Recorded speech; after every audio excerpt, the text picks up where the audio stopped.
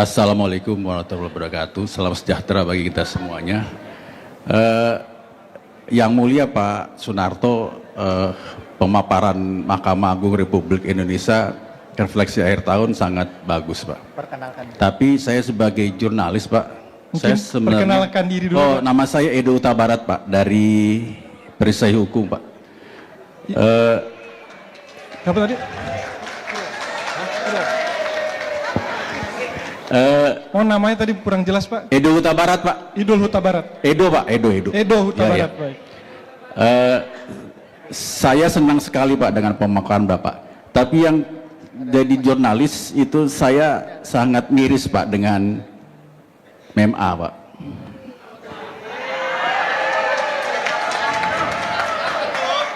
Benteng terakhir hukum di Indonesia adalah MA, Pak. Waktunya. Apa yang terjadi oleh MA dengan kejadian oknum dari Hakim Agung MA yang mempunyai harta hampir 1 T itu luar biasa, Pak. Luar biasa yang membuat kami miris, Pak, sebagai benteng terakhir hukum di Indonesia, Pak. Jadi minta maaf, Pak, kalau bapak-bapak yang mulia di depan ini ada sedikit dikritik, minta maaf dulu, Pak.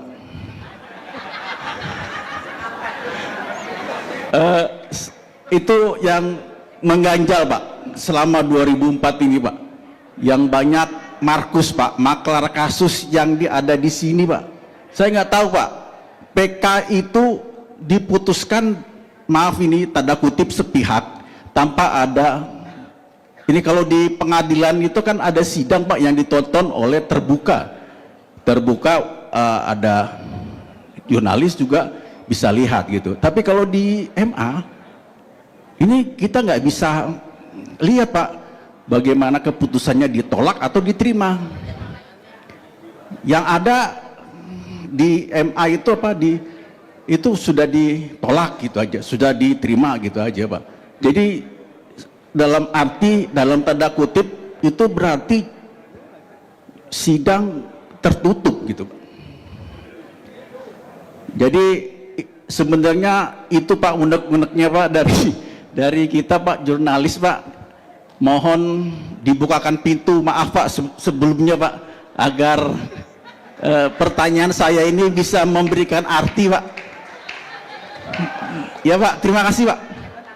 Baik, terima kasih Pak Edo atas responnya. Satu berupa pandangan dan satu pertanyaan. Selanjutnya Ibu yang berbaju hijau.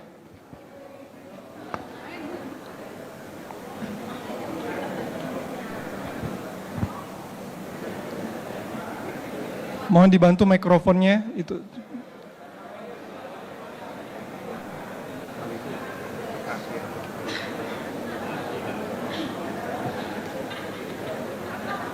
Cek. Terima kasih. Assalamualaikum warahmatullahi wabarakatuh. Salam. Nama saya Umi Saripah dari media Sudut Pandang, yang kebetulan saya meliput di bidang hukum pengadilan. Insya Allah seluruh Indonesia bisa ya, Pak, ya. Yang saya mau tanyakan kepada yang mulia Ketua Mahkamah Agung Bapak Sunarto dan jajarannya, saya nggak panjang lebar. Tadi teman saya mengatakan hakim kok punya banyak duitnya, hartanya banyak. Ya harus hakim itu harus banyak harta, ya, karena kita lihat dari dia bekerjanya dari muda, ya kan, sampai sekarang udah jadi MA kan harus punya harta lah, ya, maksudnya harta yang baik gitu. Yang saya mau tanyakan, Pak, ini saya biasa ngeliput di pengadilan, itu orang sudah menang di PN tingkat 2, tingkat 3 sampai MA, itu dia hanya secari kertas saja, jadi dia tidak bisa menguasai gitu, ya, Pak. Saya tidak sebutan perkara yang mana. Terus yang kedua, ini masalah ini, Pak, PK itu ada bakunya nggak sih, Pak? Ada PK kedua, ketiga, ada nggak, Pak? Misalnya yang saya mau tanyakan, jadi orang tidak bisa hukum itu kayak karet, jadi tidak bisa orang yang menang kalah bisa mengajukan PK lagi. Ada bakunya nggak sih, Pak, PK itu? Yang ketiga, Pak, ini mengenai SIP, Pak, kalau bisa di tiap-tiap pengadilan itu ada SIP, jadi orang bisa, masyarakat umum bisa melihat tentang kinerja dari peradilan. Ada banknya gitu Pak, misalnya, atau hakim saya tanya gitu, nanya perkara, nggak ada yang tahu perkara ini. Jadi peradilan itu harus punya bank data. Kayak kita wartawan itu ada bank datanya. Kalau misalnya berita tanggal berapa, tahun berapa, kita ada datanya, jadi tahu. Terus yang ketiga Pak, ini Pak, maaf ya Pak, saran saya, masalah kamar mandi Pak. Saya kalau lihat di pengadilan, gedungnya megah, tapi kamar mandinya maaf kata jorok gitu ya Pak ya. Gitu aja. Makasih Pak, kalau bisa diperbaiki Pak. Saya kan orang hukum juga, wartawan pengadilan, jadi malu sebagai anak ngadu pada orang tuanya gitu. Assalamualaikum warahmatullahi wabarakatuh. Waalaikumsalam warahmatullahi wabarakatuh. Terima kasih Bu Umi, ada 3 pertanyaan dan 1 saran. Tadi Bapak yang pakai topi yang sebelah, ya. Yang sebelah sana. Ya. Cek. Temani ya. Silakan Pak. Assalamualaikum warahmatullahi wabarakatuh.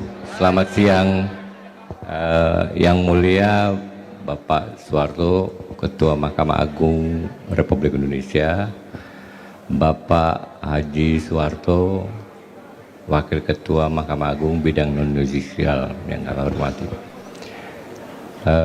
Pertanyaan saya Pak, saya Samsul Bahri dari pinisi.co.id Pak. Pertanyaan saya yang pertama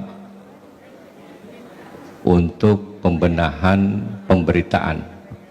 Jadi di grup media MA yang saya ikuti itu Pak, saya lihat itu pemberitaannya hanya di lingkungan Mahkamah Agung saja. Di tingkat pengadilan pertama itu malah tidak pernah ada gitu. Kalau toh ada itu kami dapati ya dari teman-teman media. Yang pertama Pak. Yang kedua mungkin penting jadi masukan buat petinggi Mahkamah Agung dengan beberapa kalinya ini polemik yang diterpa di Mahkamah Agung, dibutuhkan mungkin rotasi Pak, rotasi ASN hakim di tingkat provinsi, biar ada penyegaran gitu Pak. Begitu Pak. Jadi yang mereka bertugas sudah 5 tahun, 10 tahun ya mungkin dirotasi lah. Nah begitu pula juga di MA kalau perlu Pak. Biar hasil yang selama ini masyarakat pencari keadilan itu lebih percaya bahwa Mahkamah Agung dan jajarannya itu melakukan pembenahan yang maksimal. Begitu yang mulia. Mungkin itu saja Pak pertanyaan dari saya. Makasih banyak Pak. Baik Pak Samsul, ada 2 hal. Yang pertama soal pembenahan, pemberitaan dan rotasi hakim. Kita sudah mendapatkan 3 orang penanya yang mulia.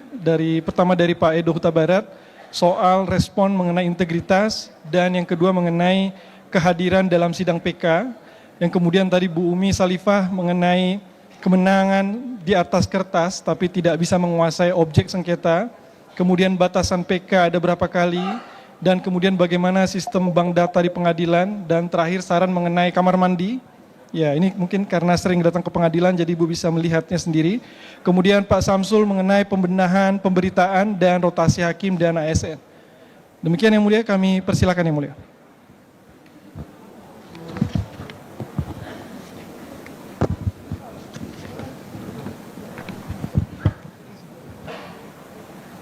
Terima kasih. Pertama saya menyampaikan terima kasih kepada rekan-rekan jurnalis yang telah mengajukan pertanyaan. Yang pertama Pak Edo Huta Barat dari Perisai Hukum ya Pak ya. Saya cuma ingin ngoreksi sedikit bahwa ZR itu bukan Hakim Agung, tapi adalah pegawai Mahkamah Agung, pernah pejabat eselon 1 di Mahkamah Agung, dan sudah purna bakti sejak tahun 2022 awal kalau nggak salah, di bulan Januari. Jadi hartanya yang 1 triliun saya tidak berhak dan saya belum pernah menghitung, membantu menghitung belum pernah gitu loh. Sehingga saya nggak tahu pasti, cuman saya memang di media mendengar seperti itu. Tapi yang jelas itu bukan Hakim Agung dan sudah purna bakti sejak awal Januari 2022 yang lalu, sudah hampir 3 tahun. Dan terkait dengan sidang yang tertutup, ini perlu saya jelaskan bahwa Mahkamah Agung itu adalah lembaga peradilan iudek iuris. Jadi Mahkamah Agung itu hanya menilai masalah-masalah hukum.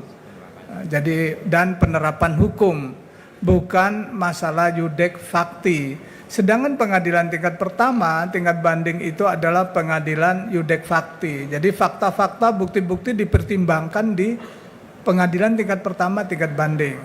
Tapi juga untuk memenuhi harapan itu, Mahkamah Agung telah melakukan live streaming ketika membacakan putusan.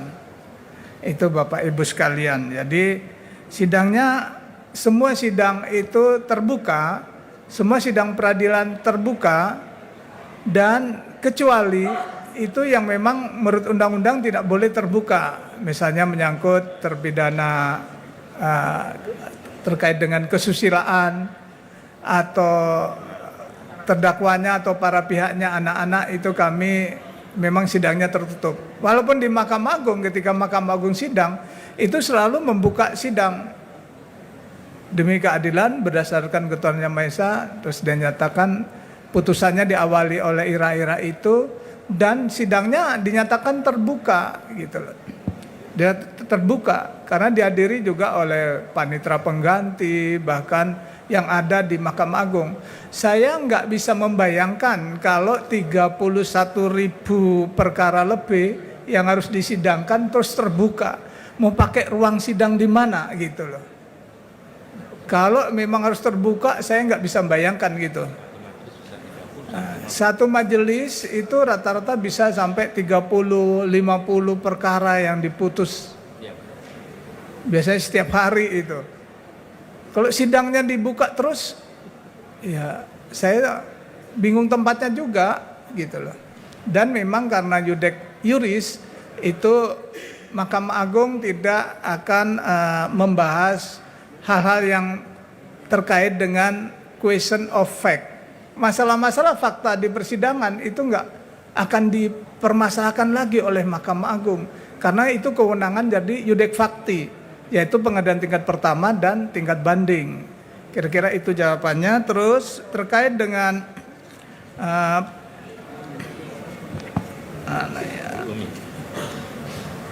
Ibu Umi Sarifah dari media Sudut Pandang.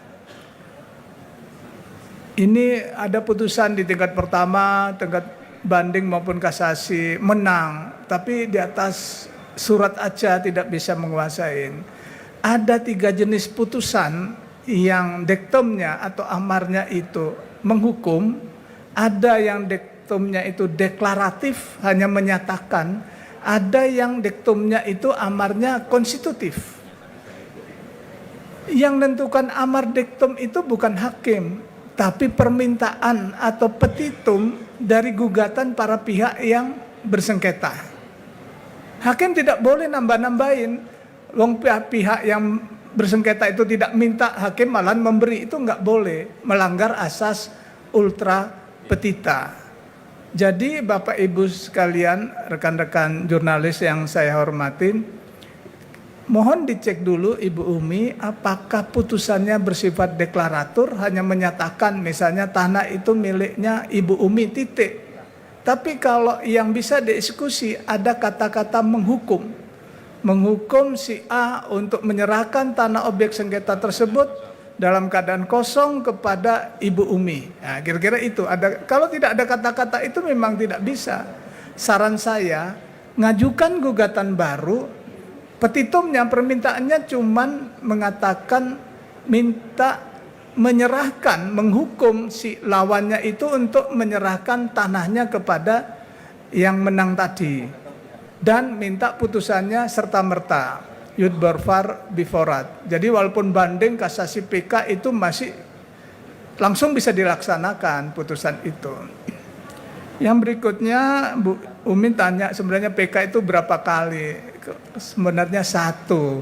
PK itu adalah upaya hukum luar biasa. Ada 2 jenis upaya hukum. Yang pertama upaya hukum biasa, banding dan kasasi. Yang kedua adalah hukum luar biasa. Hukum luar biasa itu adalah upaya hukum yang merupakan penghargaan diberikan oleh negara yang sifatnya sebenarnya harus selektif. Dan memang hanya 1 kali PK itu. Tapi Mahkamah Agung mengeluarkan surat edaran Mahkamah Agung nomor 10 tahun 2029 bila mana ada pertentangan antara putusan dengan putusan yang lainnya yang sama-sama berkekuatan hukum tetap, maka dibuka peluang untuk melakukan PK 2 kali. Jadi PK hanya sekali. Kalau tidak ada pertentangan putusan, itu tidak akan diterima oleh Mahkamah Agung. Putusannya akan ditolak oleh Mahkamah Agung. Itu prinsipnya Ibu Umi. Terus peradilan harus memiliki bank data. Kami sebenarnya punya SIPP yang bisa diakses oleh siapa saja itu, Bu. Jadi bank data kami di tingkat pengadilan itu bisa diakses gitu. Terus terima kasih ini pengamatan Ibu, sangat berterima kasih karena kami pimpinan Mahkamah Agung kalau ke daerah mungkin nggak sempat melihat toiletnya. Nah, tapi ketika saya masih di pengawasan, tempat yang saya kunjungi adalah fasilitas untuk publik, toilet, ruang tahanan, ruang tunggu sidang. Itu yang kalau saya waktu masih di pengawasan, sekarang sudah tidak di pengawasan dan jarang turun. Kalau dulu hampir tiap minggu turun ke pengadilan-pengadilan. Tempat yang saya kunjungi pertama adalah toilet untuk publik, bukan toilet untuk pimpinan pengadilan atau hakim atau pegawai. Biasanya pasti dibersihkan. Tapi yang publik, nah, saya numpang ke toiletnya itu di tempat publik. Biasanya itu yang lihat. Terus sama ruang tahanan. Kebersihan itu standar yang kita terapkan adalah kebersihan toilet di ruang tahanan di pengadilan itu harus sama dengan kebersihan toilet ketua pengadilannya. Itu standarnya. Kalau ada yang berbeda begitu, kita akan melakukan tindakan tegas itu.